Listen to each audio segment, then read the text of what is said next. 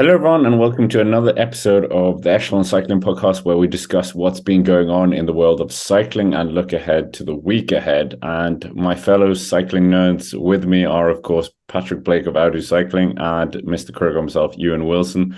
And I mean, this week has been incredible. Like, I don't know where to start. Yeah, we'll go into the maybe Amazon Visma, maybe Roglic. Well, Roglic is leaving, Remco may be leaving.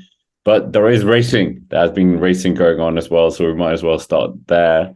Crow race, Giro d'Emilia, great race, and the Toro Langkawi, probably the headline races. And Stefan Bissegger became the national champion in Switzerland as well in the time Yeah. trial. What was it? Arnaud Delis got another two victories. He got one today when he was like, I only had one leg in. In the final 20 meters, one of his legs came out, and then he just carried on going to the line with one leg, and he still won the race. It So was so good. even Arnaud Delis can win a race one-legged. Yeah. Maybe it should just be like that from now on. Yeah. He's only allowed to sprint with one leg. Yeah. It's so true. But also UCI, why are you putting a speed bump in the last 50 meters of a race? Come on. Like, let's stop doing that. But Delis also won Circuit Franco-Belge. That was another good race. I really enjoyed that. Just a really good kind of like it was like a puncher race. It kind of, I wasn't really sure what to classify it as, but that was a really cool race. Bit more difficult than previous editions. There was like Ulrich Alois was really making a bit of a breakthrough at Crow Race, and Langkawi was doing Langkawi things. When you think of the last Venezuelan rider to win a stage race, I think Jose Rojano is the last one I can think of, and that was Tor Langkawi a long time ago. Literally, my Venezuelan cycling knowledge does not extend past Alois. Yeah, what did you make of Giro d'Emilia? Great hill, San Luca, and we saw the juggernauts of Tadej Pogačar and Primož Roglic really throw the hammer down. Yeah, it was super cool to see them clash together on what is a really, really cool route. And I think we now know like San Luca, the climb is Roglic's own sort of backyard at this point. He won that Giro time trial a couple of years back, and he's now won this race a couple of times. So yeah, it's definitely something Roglic is very strong at. And we had the extra spice before the race. We're going to get into it more, but when Roglic gave the formal sort of statement that he will be leaving Jumbo Visma, that really added to the tension. And with him winning there, it was a bit like, okay, Roglic still is a top flight GC guy, and he has reason to want to move elsewhere. Yeah, no, obviously Giro d'Emilia, I don't think many people realize, but that's going to be part of the Grand Depart next year in the Tour de France on stage 2. So yeah, maybe Roglic is going to be, who is he going to be riding for? That's the big question. And what we're going to talk about now, like Roglic, the bombshell, like Ewan said as well. We've spoken about it countless times, transfer talks, all these places. Ineos has been in the name. Apparently Bora Hansgrohe is one of the leading teams now as well. Movistar has disappeared. Bahrain Victorious as well, being mentioned. But yeah, where is Roglic going? It seems like the eternal conversation until Lomabardia finishes. Exactly. And he's not releasing anything until his racing is done this year, which, I mean, has left us speculating for another week, which I guess is fun, you could say. We still have a couple of avenues open. Ineos is the one I think most people are sort of hoping for. There were rumors of a 2-year deal at Ineos, but there've also been sort of murmurs that Roglic apparently has got a big 3-year long deal, and it makes it interesting to find out which team it could possibly be. I'm starting to feel like Bora could actually probably end up winning Roglic because they have the money and they have the GC ambitions, but... Yeah, I agree, because... And Ineos don't have any of these? Sorry. Money, Ineos, GC ambition, what? I mean... Yeah, I think we did a video on this, Scott. I think it's all just a mess now. It's all blurring into one. Beautiful mess. Yeah, but like I feel like I said Ineos made the most sense with sort of G on the way out, if you want to kind of say that. You know, he's like 38, 37, 38 now. So Roglic is like a sensible person to bring in who's still sort of, I'd say, like at the top of his game. Like, I think that is Roglic going to get any better? I'm not too sure, but I think he's still got like another couple of years of being really kind of top flight Roglic. And I think that Ineos really makes the most sense. But yeah, I wanted to touch on Bora. I guess that makes sense with Ita Brooks being their real long-term ambition. He's got lots of time ahead of him. But then, of course, he's competing with the main man himself, Sasha Vlasov. But Brooks himself has said that he might be moving on in a couple of years' time.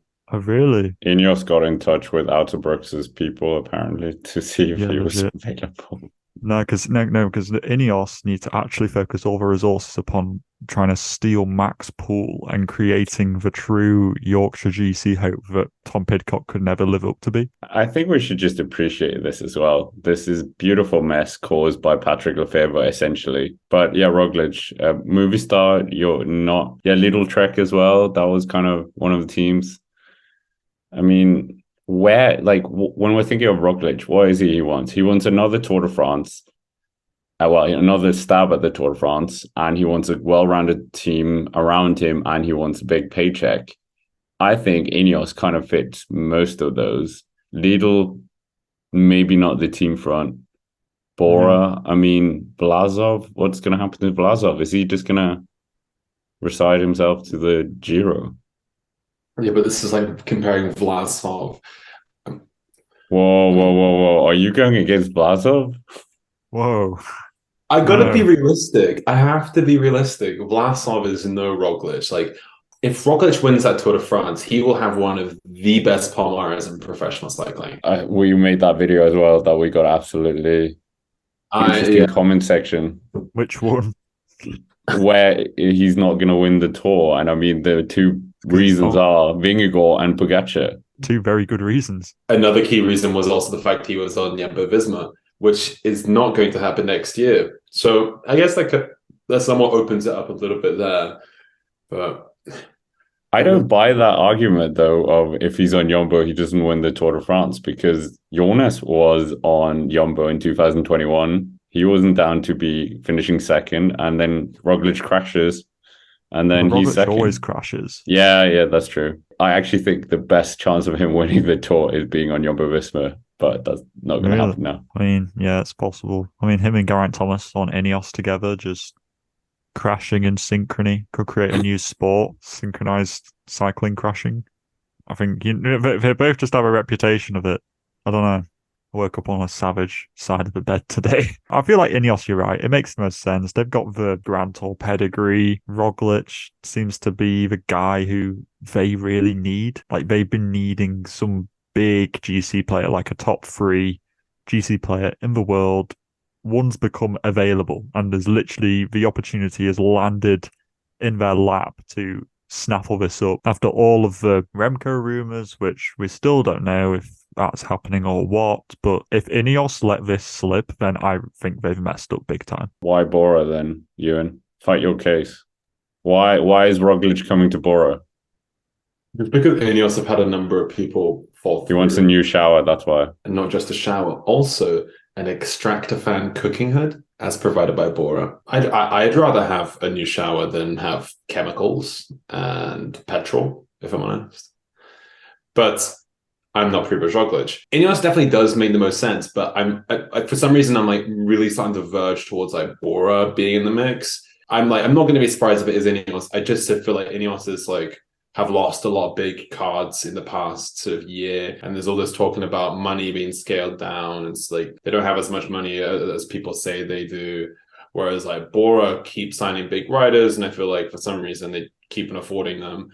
And Roglic being a Bora, I just feel like would make sense. Something about it, I can just imagine him wearing like a Bora Hansgrohe jersey. Elsewhere in the Pro Peloton, I really don't know where else. Can you think of a Slovenian that's been at Bora? No.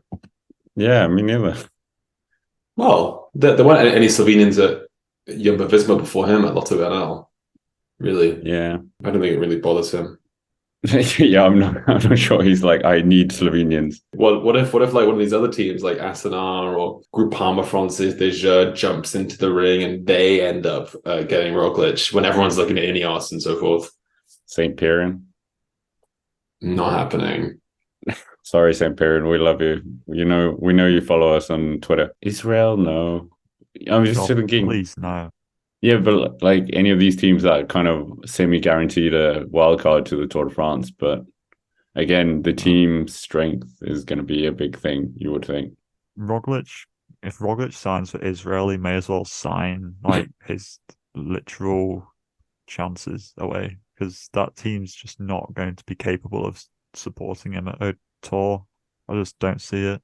But really, you're what? Really? There's a But- but here. but according to the rumors, apparently it was a deal too good to say no to, and it's like worth millions of euros. Okay, Which that we know Israel, just go that away. apparently have a billionaire owner. yeah. Why? They just have all this money and they're just going to entice the good riders in them and they just demolish them. I'm surprised we don't have a Saudi team. That was supposed to be yeah, Nome City. Looks like it's going to be something else. Shall we dive into that one? Yeah, we might as well. We'll get on to Remco after this, but yeah, Jumbo Visma becoming and Sudal Quickstep becoming. Yeah, I mean, there's been so many funny names about it. Amazon Visma, Apple Visma, Specialized Visma was there as well. I saw that name floating about, but yeah, what do you guys make? We spoke about it last week, what was happening in terms of this story, but like, yeah, what's the next kind of to follow this through? We kind of discovered the story last week properly, and yeah, what's happening this week? What's the next chapters? Yeah, so the story broke just before we went to record last week's episode, and since then, really, it's picked up. There's a little bit of skepticism in sort of our coverage last week because we thought it's not going to happen. However, things have picked up, to say the least. Joke gone too far.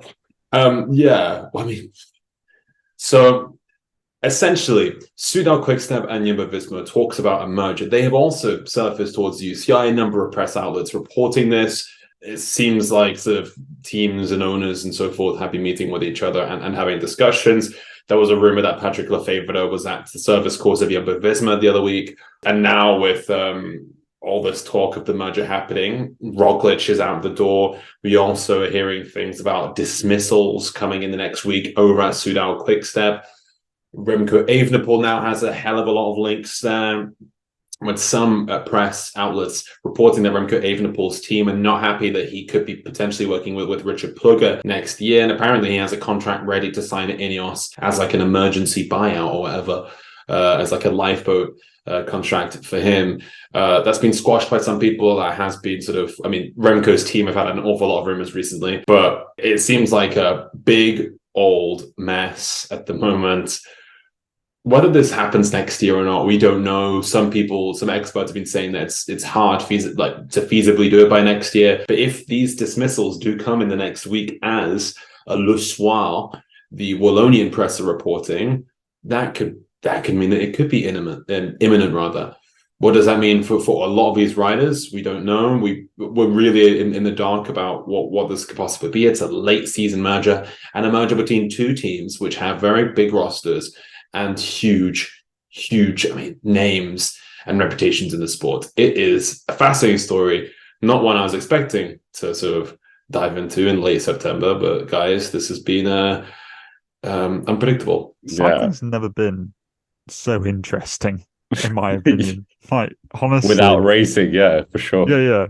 When I'm like, no offense, like Langkawi, but like this has been the thing which has really been taking the headlines this week. Is the whole like there was Richard Plugger and Rihanna Marcus met up and like with Tim Cook, who like the owner of Apple, and then it was like, what's going on here? And then there was like the talks of Amazon coming in, and it's so exciting. I would love to see it. In a way, if what it takes for cycling to turn a leaf to get big sponsors on board was the fact that we just had to suffer through a year of Jumbo Visma dominance at the Grand Tours, then maybe this might be the thing which I've just had to do. Could this be the turning point if Amazon or Apple get on board? Do big corporations look at it and think, oh, actually, they're doing this. Should we be doing this? And could cycling be about to turn a corner and get the money which we've all been hoping would influx into the sport for the last 10 years or so? I don't know. I feel like it could happen, but yeah, I just think that all it takes is this first domino maybe to fall. Yeah, it's a bit like when Sky came on board, because that's like a huge international sort of corporation known across the world. A lot of newspapers in the United Kingdom and Australia also all owned by that corporation. That felt like a big sort of changing point for cycling, and maybe this will be a big changing point if one of these corporations comes on board. Bear in mind, Amazon had rumors with the sport last year with the Paris Cycling Club that fell through. But that was probably more hot air than this is. There is also rumors about Neom City jumping on board with the Jumbo next year, or Visma in 2024/25. Neom City, as we spoke about, is this like awful urban development project in Saudi Arabia. Awful because it just looks silly, and it's also destroying a lot of indigenous communities. Then you have Apple. I don't really know what was up with that. I think Tim Cook just said he was like a big cycling fan, and then he met up with like a famous YouTuber as well in the same trip that he had to the Netherlands. So He did with a Danish YouTuber as well. So. Oh, Danish. Sorry, not Dutch. Yeah. Denmark and the Netherlands are not the same thing. Yeah, exactly. Well, okay. If Mathieu van der Poel wants to be Danish, sure. Wait, was the picture taken in Denmark, not Netherlands? I'm not sure, but yeah, it's a Danish YouTuber has a picture for whatever reason. Who knows why? Yeah, it's been a weird week. It has. It's been so strange. But I'm quite glad we have all this like corporate spiciness. You know, But- it makes it more interesting. RKS Samsic need a fun little corporate side quest now. I mean, the point that Patrick said, yeah, it's true. Obviously these companies are some of the biggest in history, but we have had big sponsors before. Think back to even Tommy Simpson. You see him pictured with the BP logo. The thing is, it's just because of the dark history of cycling. Well, dark. We all know Lance Armstrong, etc., the Festina scandal, these kind of things. That's why sponsors didn't want the optics. But now, if we turn over this leaf and they start coming back again, that would be really good. Are you guys worried though in a way that if these big corporations come on, like say, I don't know, I presume it'll just be one of them, if either. Let's say it is Amazon. What if they bring money to Jumbo Visma, which makes Jumbo Visma even more dominant next year? But how? They're already super dominant. Are they going to sign Mathieu van der Poel? What if they actually start doing? What if they start winning the monuments finally? Like, what if they actually start crunching back? Come on.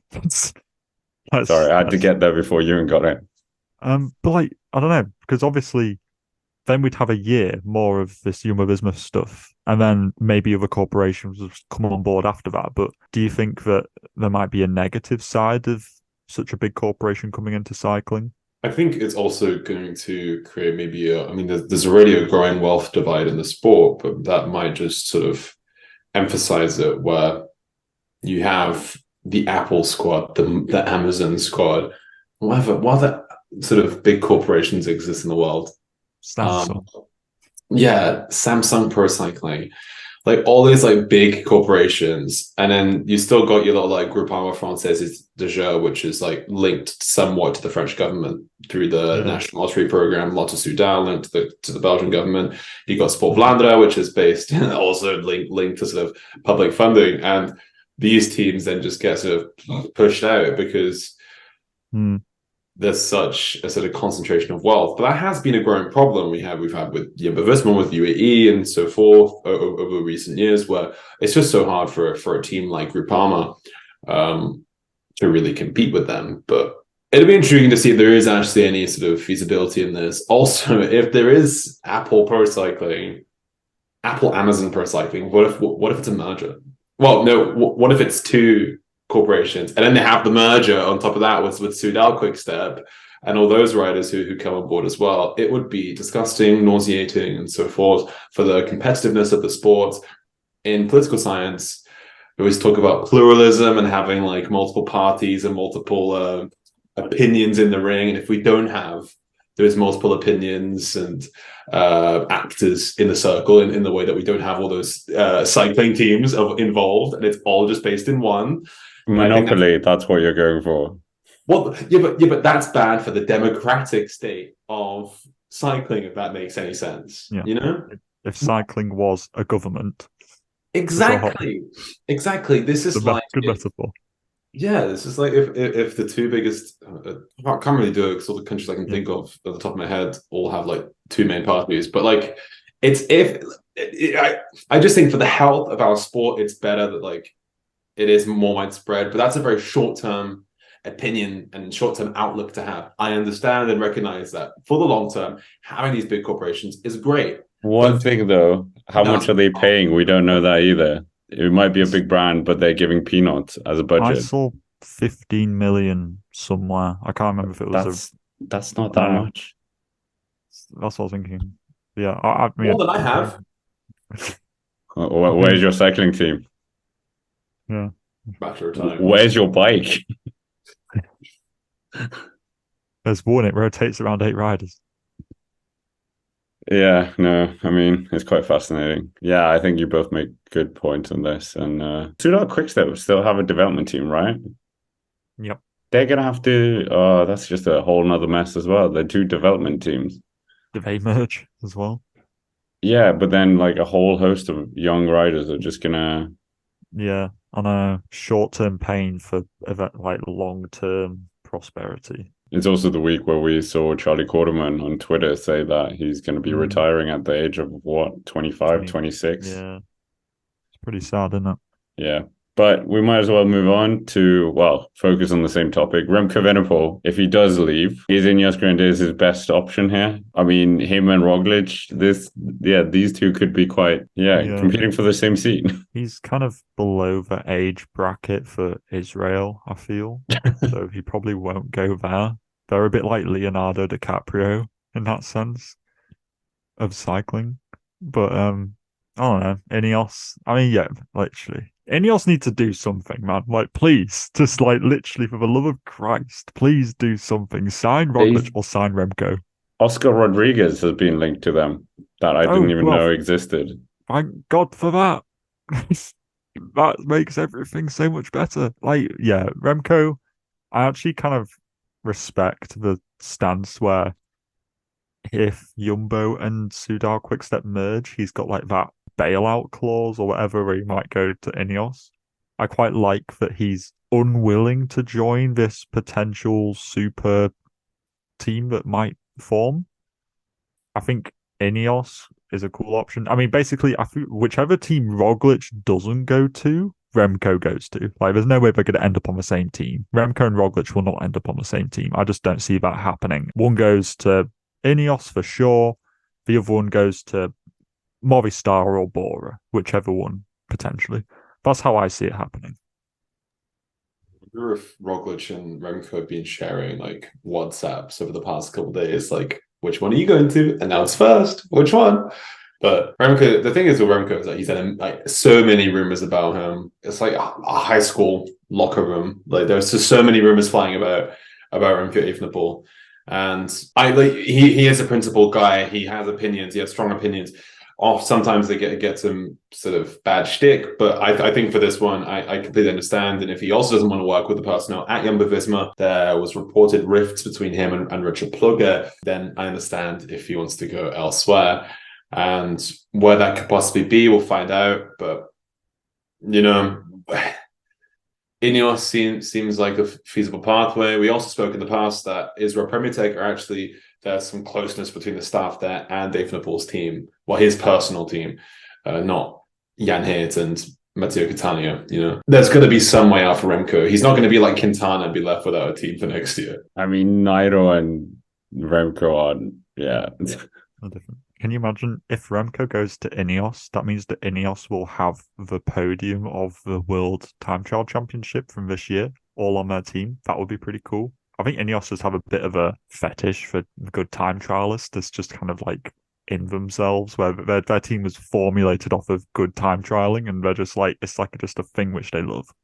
I think that's an understatement, to be honest.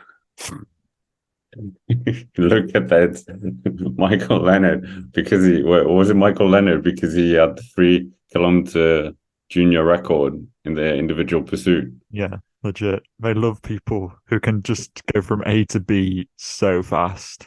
Like, that's it. Yeah, Rowan Dennis was at the team. Yeah, surprised they didn't sign Tony Martin or Cancellara. Hater, Tarling. G, Wiggins. Wiggins, Kirienka. The list goes on and on and on. Leo hater. Oh, Sheffield, Magnus Sheffield. No. Yeah, legit. Is it? We've cracked that complete formula. What about Lidl Trek? Could Remco go down? No. I don't see. I just feel like Lidl Trek's made so many signings. Like their team is just so. I don't know. They've got like the Ciccone, Skelmo, Gegenhardt. I don't know, and there's so many others who I can't even recall, but they've made so many transfers already. I just feel like they have a budget left. Like this Remco thing is like probably came onto like the radar after they'd made all their plethora of signings, and they go to Lidl like, hey guys, so there's this other person on the market who we should probably try go for. We're like, mate, we've got no more money because like we can't sell in more stuff out the middle aisle anymore. Like it's gone. Like we've got no more funds to give you. I just don't see Lidl Trek being the reasonable option. Sorry, Lidl Trek, but I don't see them as like a GC team. I see them as that stage hunting kind of cool team. I don't really associate Lidl Trek with GC. I don't really want them. I want them to stay separate from that. I could so imagine a couple cutout of Remco Evenepoel at every little. Yeah. I could just imagine that. Even like I was in Belgium last year and there's like billboards of Remco Evenepoel everywhere. He's advertising like workman shoes and stuff like that. Put him in a Lidl in that ugly ass jersey. I'm buying it. But yeah, I mean, proper cycling tech nerds, they would say he's riding a Specialized this year, so that would limit it down to Bora, no? Or anyone else? Total Energies. Oh wait, they're losing it after Peter Sagan. Yeah. Peter Sagan is retiring as well. That's Oh god, this makes it even more complicated because wasn't Specialized rumored to Jumbo Visma. Oh yeah, so, true. Therefore, wouldn't a Remco move to Jumbo be a bit more seamless? Oh, it's just another layer to this whole thing. I don't know. I don't want to think about that too much.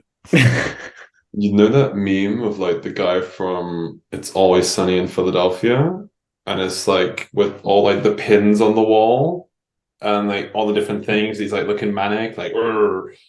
That's how I feel right now. And like there's just so much going on, so many like the like links between the two. It's like I just want to call Patrick Lefevre up himself and be like, yo, cut the BS. Tell me what's going on. Please stop. Yeah, but he blocked my number a while back, so can't do that anymore. I mean, if this was Movistar and Caroel, it would be fine. No one cares. But I mean, Movistar and Caroel, if they had riders to sort of want to leave the squad, then yes. But are we seeing sort of merge together? I don't agree with this project. I'm moving across to RKS Samsic. Nah, that's not happening. Sorry, Ayala Scano. No, we Caroel, much love. Congrats with your Crow Race victory. Who saw that coming? That's quite impressive. But yeah, we might as well move on to racing because that's what the sport is actually about, not transfer routes and merging teams. But I mean, in terms of Lomabardia, the race of the falling leaves, it's coming on next Saturday. Should be a very exciting race. Last monument, last big race. Obviously, there's the stage race in China, but I feel like not many people care about that, unfortunately. So, yeah, who do you think is going to win it? Do you think Tadej Pogačar is on for a hat-trick of wins, or do we think maybe someone else can challenge him? Just when I thought I'd recovered from the Jumbo Visma merging story, now I've got to think about preview. Oh, no. Oh, God, what have we got? Roglic, Pogačar. I mean, Pogačar didn't win Emilia. That's like one thing, which is making me doubt him. Like, the only one thing. He didn't win it last year either, and Mas won that, so... That's true. But then, like you say, Mas is also going, and Evenepoel's going as well, and Roglic and Pogačar. It's so many big names. What is going on? I don't know. I just don't. Trying to pick a name out of those guys is just hard. Evenepoel's the maverick sort of guy in there because I don't think he's doing any other races prior, like any of the other Italian races. So he's gonna just come in as just a back him if you got a good gut feeling or if you got an inside scoop on him. Roglic won Amelia, looked really good. If it comes down to a sprint between like Rog and Pog, I'm taking Pog. In fact, I'm taking Pog if it's like any GC kind of climbing guy because he's just got that stronger kick. Is anybody going to have multiple leaders in there? I might just go some a bit wild and just go like I might just say Remco. He's going to attack on like the flat bit before that final little berg, and just like people will go look themselves into the oblivion. So I'll go with Remco. That's my take. It's going to be a Galactico. Which one? The thing is, Pog is so good at Lombardia, but then Roglic is so good at Amelia. Roglic hasn't won this race before. Oh, it's a toughie. I'm just going to say Pogačar because he's won it twice before. Oh, boring snooze, I know. He's won this race twice, and it's a really good route for Pogačar. He knows how to win it. He can win in a sprint. He can win it solo. Done. What is interesting is they're all kind of on good form. Roglic, Remco, and Pogačar. We've not really had that in the last few years. It's kind of been an afterthought for some riders. There's always been like something slightly wrong with one of them, something not quite right in the preparation, some other kind of fly in the ointment. To be fair, I mean, UAE will probably bring the strongest squad given what they have been bringing to the Italian races so far. I mean, the main man Hirschi's going to be here, and he's like not actually like meme sort of good. He is like actually good at the moment with like Grosschartner and Adam Yates and like Ayuso. If UAE decided to play a bit of a numbers game, they'd probably have the most numbers coming off of the final climb. I think you could see like an isolated Roglic, an isolated Remco. And if UAE have just like more than two riders, I think that UAE will have all the cards to play. But everyone's going to be looking at Pogačar as the kind of two-time winner. But that's why I went with Remco, because I think that if anybody's going to attack solo off of that group, Remco's got the best shot of winning. But if it came down to a sprint between Remco and Pogačar, you still backing Pogačar? Remco is kind of fast in a sprint. Remco is fast in a sprint, but Pogačar is really good in the sprint. Like he is just super strong. I feel like he is going to beat Remco in a sprint. But if Remco attacks from like 20k out and solos at home, I'm not going to be shocked, to be honest. But Jumbo's good. Yeah. I mean, I just see like a situation very similar to Amelia happening. Like Amelia is generally the best race to somewhat predict what Lombardia is going to be like. Like not like Benocchi or Trevali Vallecine. Like Amelia is usually the best sort of predictor. And I think we're going to see, UAE are going to be the team which are going to pace most of the day. And I think on that climb, it's going to be down to leaders plus UAE having like 3 riders there or something like that. It'll be like Pogačar, Yates, and somebody. I don't know who. It could be a Ayuso, Micah, etc. That's how I see it happening. And then it's just going to be a UE just going to pace on the front and just roll it into the final little climb. Somebody's going to try and attack. Pogačar's going to close it down. It's going to be a sprint. Pogačar wins. That seems like a fairly realistic blueprint as to what might happen. We get the rematch or the actual match that we would have wanted in Liège-Bastogne-Liège as well. It's not quite the same narrative at the moment. Yeah. Pogačar was like on course potentially to get that triple, and then Remco was back. He was the reigning world champion. It just doesn't feel like it's got the same like ding ding ding kind of like boxing match, like Saturday night pay-per-view boxing match kind of vibe that we had back at Liège-Bastogne-Liège, if you get what I mean. The KSI versus Logan Paul from Bull in the Jungle. What other Muhammad Ali? I don't know boxing. First time that's been mentioned on. I mean, I think it all depends whether Patrick Lefevre goes and digs out another pothole in the road for Pogačar to go and crash into. This is my conspiracy theory now. Allegedly, no one saw him with a shovel. In my conspiracy theory, Patrick Lefevre dug that pothole which Pogačar crashed into in Liège-Bastogne-Liège to wipe out the only person who was going to beat Remco Evenepoel that day. That's why he's blocked by phone number. That's the reason. Legit. There you go. But you haven't heard that conspiracy before, people. There you go. Put that into the locker. Actually, that's a good point to move on to our next thing. And this is something Ewan brought up, was the UCI have come under some criticism as they haven't been... Yeah, what's the story, Ewan? Tell us. What is this? This came out from the Radio Cycling podcast, brilliant podcast ran by a couple of journalists over in the English-speaking world, and they revealed that there weren't sufficient bike checks during the Grand Tours, particularly the Giro d'Italia, also on some stages of the Tour de France, where the UCI weren't correctly checking bikes used in the stages. This raises doubts.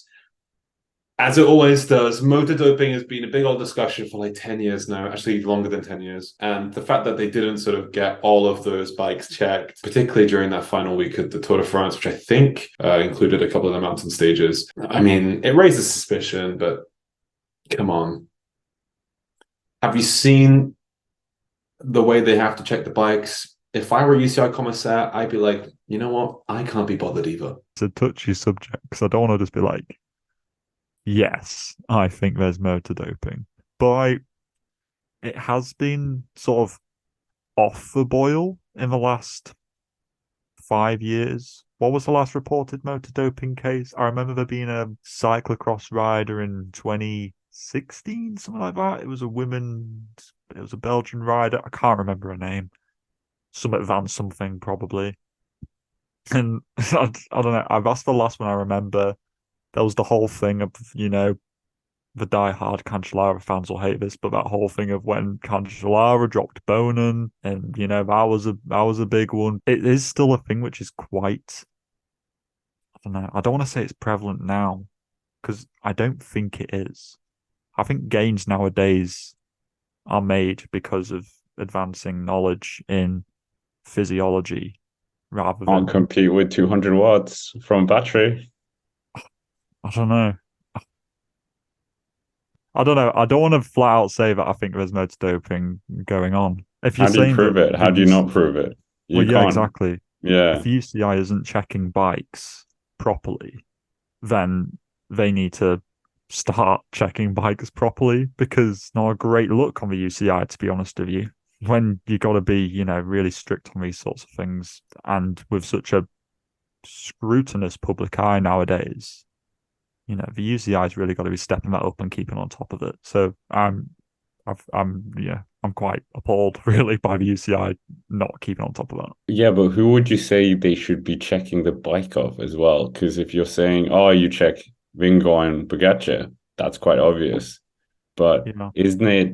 Wouldn't actually the ones you should be checking is like the sprinters to get inside the time cut? Maybe if like they're having a bad day, because like 3-week race is very long, and if you're having an off day, just jump on the e-bike. That's so tricky though. Yeah, well, I'm not saying it's happening. Dilemma. Yeah, I'm just saying hypothetically, that's if I was going to do it as a team manager, that's what I would do. But like when you think about how many bikes they would have to check, 8 riders per team, 2-3 bikes per rider in a stage, times that by 180. It's you need a lot of manpower for this. Yeah, I think it would be. I'm just going to say, I think it would be naive to believe that motor doping isn't a thing in the peloton, with the obvious saying now that there's been a lack of testing. That's information to us. That's information to the teams. It would not surprise me at all if there were a few motors, sitting around, and they get put on for a stage or two. I don't know who they get given to, but I think it would be naive to think that they're not used still nowadays. I think that it's, dare I say, inevitable. There was an article about from Cycling News a few years ago where they said that apparently an insider in the peloton had been hearing weird noises in the peloton. So I mean, this is just more fuel on the fire with this UCI thing. But yeah, you'll never know. It's just going to be speculation. Yeah, I think, like I say, I'm just thinking about who do you check. The main GC riders, I think you check all their team as well. I'm checking the domestiques on the front.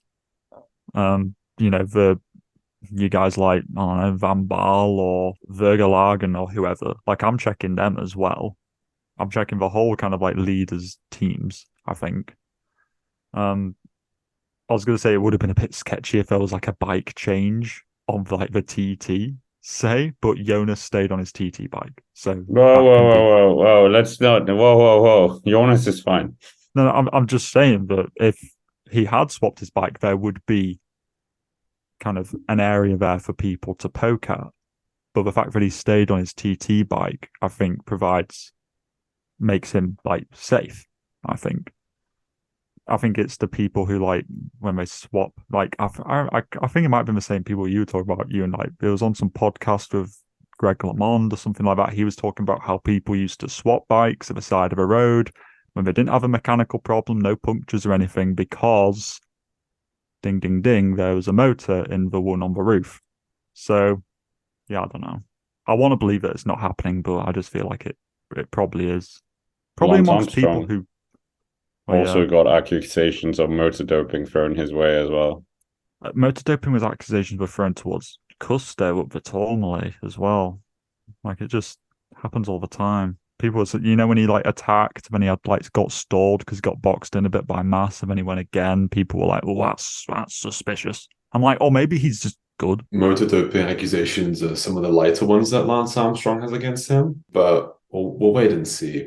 In my head, I have a very like sort of silly idea of what motor doping would be. I just imagine like them having the bike and they just like press like this big red button, and all of a sudden it goes like, and then they go really, really quickly up the hill.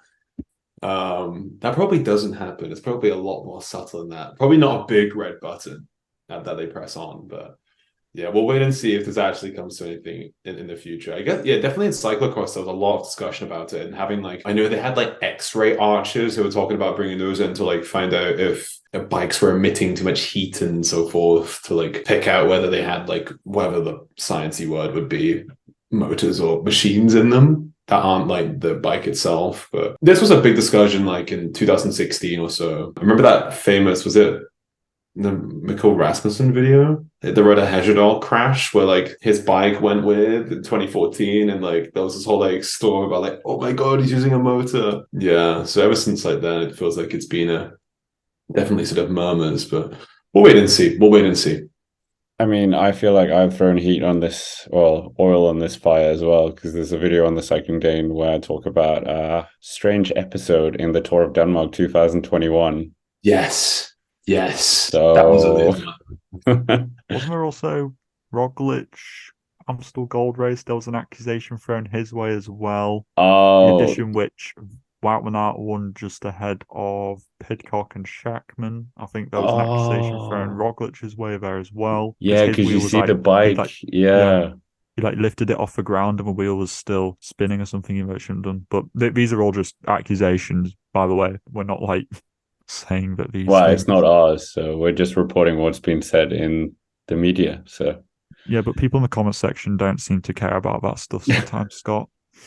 Okay.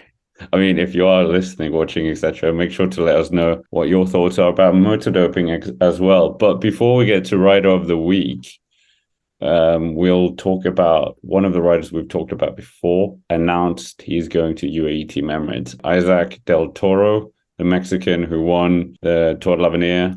I mean, I think both of you kind of predicted this as well when we spoke about it. When he won the Tour de l'Avenir, you both said this is probably where he's going. I mean, last time they had a Tour de l'Avenir winner, well, signing in them was fresh off the belt or whatever. It was Tadej Pogačar, and that turned out quite well. So, yeah, what do you guys make of this? It makes a lot of sense. We expected that UAE have a lot of Spanish-speaking staff members, a lot of young riders. They'll probably just try to funnel him into that sort of youth development program that they've done with a lot of their other stars. It's worked out well. Makes sense. Done. It makes sense. Like it really does. Of all the teams, like we speculated on an EF or a Lidl Trek or Ineos, whatever, but UAE was the obvious choice considering their ability to just create sensational riders from an incredibly young age. So it makes sense that he would go there, considering that he's wanting to follow a similar track to the likes of an Ayuso, a Pogačar, etc. But then part of me dislikes this move a lot. I dislike the fact that UAE have this hoarding of sensational riders who are like the next superstars of the world. Thiago Morgado's another one who they've signed up. I know Ayuso and Pogačar and Del Toro now. It feels like they've got all the spoils of riches for the next kind of generation. And I dislike that in the same way that I disliked Jumbo dominating so much this year in the Grand Tours. I dislike the fact that UAE have such a lock on the next gen of talent. You know, like Ewan was talking about with his political metaphor, I would just like it if stuff was a little bit more shared. I don't know. That makes it seem very sort of communist. Communist. You're a communist. But you know what I mean. I would just prefer it if it was a bit more spread out. But I can't blame him for going to UAE when he's wanting to progress his career as far as possible, because they will be the team to be able to do that. It's what Ewan said, the inequality in cycling prevails. Well, to fix this problem, well, not fix it, put like a patch over the whole of this inequality problem, a small band-aid. Would you adopt like a loaning system like they have in football? So suddenly Isaac Del Toro is just loaned out to Carual, or? Yeah, but I think, I mean, you've had that before where like you've had riders kind of like quasi signed up, but they're riding for someone else, and that seems to be quite a big thing. It's like, we don't really know that much about like contracts and so forth in cycling, unlike in football where you kind of know all the details about everything. So I guess like a lot of that's in the dark from our perspective, but there would be a good way of doing it. Maybe like cycling's own welfare state. Make sure like you have like an American thing where like it's like a draft, or like the young riders are spread out between the teams, because like when's the last time we really had a youth sensation go to Azure Desert Citro? Maybe not that team, but like, you know, it feels like certain teams are like just definitely hoovering up talent, and they've still got the top talent in the world. How are you going to fill a Grand Tour or Tour de France squad of 8 riders if you got 20 stars? Yeah, it just feels like a saturation of talent, because like you say, outside of, you know, if you send Pogačar to, like, we've already had this year Almeida to the Giro, Pogačar to the Tour, Ayuso to the Vuelta. That's already good enough. The fact of the matter is, in a few years' time, they're then going to be adding in yet more sensational talents into there. And it feels like, you know, a smaller team would absolutely love to have a rider like that, because they would focus all of their attention on this one leader and making them, like, lifting them to the highest plane possible. But it just feels like when we go to another team, like a team like UAE, where they're not even like second fiddle, they're like fourth fiddle, it feels like just a bit of a waste. It's a bit like it's a different sport, like, you know, using the football analogy. It's a bit like being on a top flight Champions League kind of winning team, but you are the third in reserve striker. You're not going to be the main man until the other people move on. And I would just like to see that Del Toro just come in and just like start doing really well immediately with like a smaller team. I don't know whether like the team's thinking about financial perspective, because in football every team has lots of money. So like you'll get like these young talents going to like a sort of mid-table Premier League squad and still getting like really high results and breaking through there.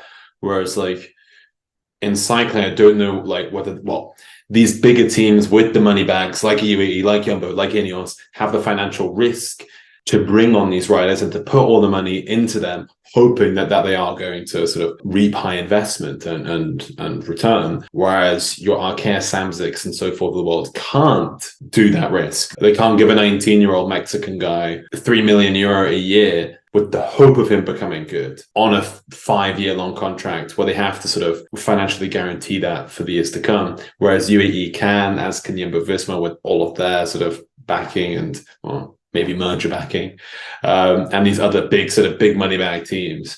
I think that's also what makes it difficult for youth development to be more spread out. And it's only becoming more exaggerated as well with the development teams that are coming from World Tour teams, particularly the ones with a lot more money, because that means they can get the riders in and then they become riders on their senior team. I was going to say, how do you solve this? I don't know. It's not really like a problem per se, but do the NBA, where they have like, but then again, you need more money, so that's why we need Amazon and Apple and them to come in to make a more level playing field. So I don't know if the draft system works, because not that they have like minimum. You're only allowed a certain salary per squad, like the total salary per this team. So then you can't sign 7, 8 big names, you have to balance it out more. Yeah. If cycling got to a prosperous enough place where such big sponsors came on board and cycling could experiment with something like that, I would like to see it. However, cycling isn't in that place right now, and I'm just gonna have to make do with what we've got. And cycling also has a huge discrepancy of team budgets. As we know, we have the RKS Samsics of the world without much money, and then you've got your Jumbo Visma's UAEs who have millions of euros, and you got Israel Premier Tech owned by a billionaire. Whereas all these sort of like American hockey, football, and all these like NBA teams, like a lot of American sports have the salary cap, is that they're all owned by very rich people, and they can all agree on having those salary caps because not one guy has all the money and the other guys don't. In cycling, it's so unequal to such a great extent. And I don't know, like, where do we put a line of best fit there? But that means Arkea need to then double their budget whilst Jumbo Visma half theirs. Is it fair on Jumbo Visma to have a budget of 3-5 million euro when they're maybe aiming for 20 million euro per year as a full team project? It's so hard. Cycling, it's just such a silly sport in this sense. Like, the finances just don't add up. But how do we get there? Is it with Amazon jumping on board? Amazon aren't going to spread the money out between everybody. Yeah, definitely not. They don't like paying their warehouse workers a lot of money. Exactly. So I'm not. You can't be on the job. It's a bit like cycling. You can't be on the job at Amazon. Like, are they really going to pass it all around? Is Jeff Bezos going to send Arkea Samsic a big wire transfer? God bless, I hope so. Yeah, I mean, only here can we go from a 19-year-old Mexican to ending up talking about Amazon and peeing in jars. Coming to Ride of the Week, well, we can't pick anyone who's part of the merger or anything. It has to be a race, someone who's won a race. No, not won a race, taking part in a race, because you guys don't like picking the winners. With that, I am going to pick a winner of a stage, not like a whole race. I'm going to pick Sasha Weimar of Human Powered Health. He won a stage of the Tour of Langkawi, but he is out of contract, and in like a time where we're talking about big financial moves, I think it's cool that, you know, he got his win, and that's important for him signing a contract up for next year. Very talented sprinter, so hopefully some good sprint results from Langkawi will land him a good contract. It's my Ride of the Week. Sentimental one. I really wanted to pick Remco Evenepoel because of this merger news, and I like the fact that he's sort of speaking out, well, could be rumored to be speaking out against the merger and all the job losses and so forth that are happening. But I know you said we never choose winners, and I'm not going to choose a winner. I'm going to choose Nikola Vinokurov, the twin, or one of the twin sons of Alexander Vinokurov, London 2012 Olympic gold medal winner. He's just 21 years of age, one of two brothers, may I remind you, and he just finished third in the Tour of Istanbul. Bit of a curveball. I just think it's fun that he's actually doing quite well at the moment. Born in, well, I don't know if he's born, but he was raised in Monaco in Europe. So that's pretty cool. Nikola Vinokurov. That's my Ride of the Week. He'll never get mentioned ever again. I almost picked the winner because he's Danish, Gustav Wang, but I won't. I'll pick Orioles Oralola. Well, the Venezuelan national road champion right now. We saw him really pop up on the Vuelta a España. And I mean, Carual winning the Crow race is, yeah, quite impressive from the Pro Continental team. And I also dissed them earlier. So this is my karma or my goodwill back. Fair play, Carual. Big result. Arnaud Delis, we didn't pick him. Oh, what a shame. He wins. He has so many. He doesn't need more Rider of the Weeks. We'll pick him next week. Don't worry, Arnaud. It's fine. What's he winning next week? Lomabardia. It's the Valley Valley. Hot take. Yeah, he's also going to the China race, the Chinese stage race. Yeah, it just doesn't. So he's gonna clean up there. Clean up. But anyways, that's it for our number 36 on the Echelon Cycling Podcast. Do get involved in the comments down below. Hit the like button as well. Let's try and get to, let's say a number, 1,000 likes. And why not? Aim high. And yeah, subscribe to the channel if you haven't already. And we will, of course, see you next week as always. So thank you for watching, and we'll see you soon.